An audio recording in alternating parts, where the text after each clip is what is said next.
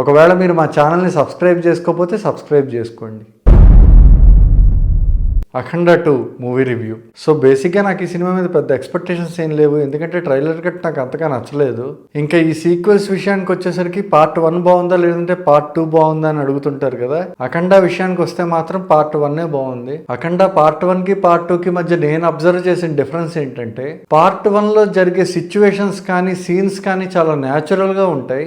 Part 2కి వచ్చేసరికి ఎందుకు ఆ బిలీవబిలిటీ అనేది చాలా తక్కువగా ఉంది. ఇంకా ఈ సినిమాలో పాజిటివ్స్ విషయానికి వస్తే, తమన్ కంపోజ్ చేసిన బ్యాక్గ్రౌండ్ స్కోర్ చాలా బాగుంది. అక్కడక్కడ గుంటూరు కారం, అలవైకుంఠపురం ఫ్లేవర్స్ కనిపించినా కూడా ఓవరాల్గా బ్యాక్గ్రౌండ్ స్కోర్ అనేది చాలా బాగుంది. బ్యాక్గ్రౌండ్ స్కోర్ తర్వాత ఈ సినిమా మొత్తంలో నాకు నచ్చింది ఏంటంటే, అఘోరా గెటప్లో ఉండే బాలయ్య బాబుకి అండ్ వాళ్ళ మదర్కి మధ్యలో బాండింగ్ అనేది చాలా బాగా ఎస్టాబ్లిష్ చేశారు. ఈ రెండు విషయాలు తప్పితే మిగిలిన సినిమా మొత్తం నెగిటివ్సే ఉన్నాయి. నెగిటివ్ పాయింట్స్ అనేసరికి Balayya Babu over the top చేసే ఫైట్స్ గురించి కాదు, ఆ ఫైట్స్ అన్ని నాకు కొంచెం కన్విన్సింగ్ గానే అనిపించాయి. ఎందుకంటే అఘోరా గెటప్ లో ఉండే బాలయ్య బాబు ఒక సూపర్ హీరో. బేసిక్ గా అఖండ ఫస్ట్ పార్ట్ లో అఘోరా గెటప్ లో ఉండే బాలయ్య బాబు ఒక సూపర్ హీరో అనే పాయింట్ కి మనం కన్విన్స్ అయ్యాం కాబట్టి ఆ పార్ట్ అంత హిట్ అయింది. సో సెకండ్ పార్ట్ లో కూడా బాలయ్య బాబు చేసే ఫైట్ల గురించి కంప్లైంట్ చేయాల్సిన అవసరం లేదు. అఖండ పార్ట్ 2కి వచ్చేసరికి మేజర్ డ్రాబ్యాక్ ఏంటంటే, త్రూ అవుట్ మూవీ మనం ఎక్కడా కూడా సినిమాతో ఎంగేజ్ అవ్వలేము. మేజర్గా క్యారెక్టర్స్ కానీ, లేదంటే వాటి స్కోప్ కానీ, లేదా వాటి ట్రావెల్ కానీ చాలా ఇన్కన్సిస్టెంట్ గా ఉంటుంది.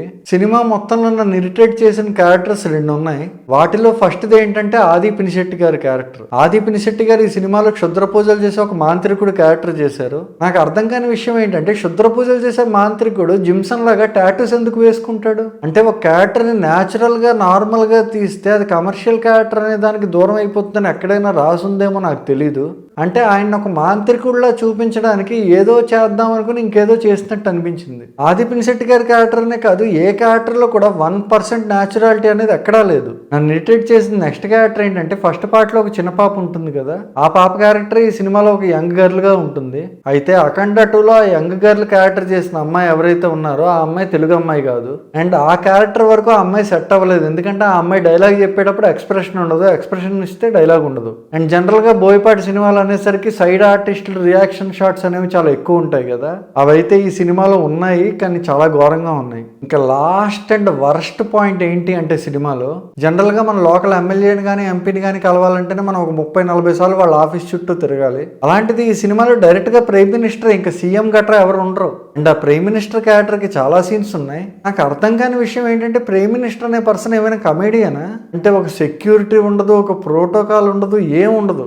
ఎవరు పడితే వాళ్ళు వెళ్ళి డైరెక్ట్ గా కలుస్తుంటారు అండ్ వార్నింగ్లు కూడా ఇస్తుంటారు. సీరియస్ గా చెప్తాను, ప్రైమ్ మినిస్టర్ అనే పదవిని మాత్రం ఈ సినిమాలో కామెడీ చేసి పడేశారు. సో ఓవరాల్ గా అఖండ సినిమా ఎలా ఉంది అంటే, నాకైతే బిలో యావరేజ్ అనే అనిపించింది. బట్ ఫైనల్ గా ఒక్క పాయింట్ అయితే చెప్పాలనుకుంటున్నాను.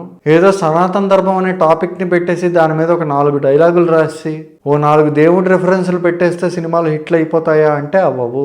End of the day cinema అనేది ఎంగేజింగ్గా ఉంటేనే ఏదైనా వర్కౌట్ అవుతుంది. మరో మూవీ రివ్యూతో మళ్ళీ కలుద్దాం. Until then bye.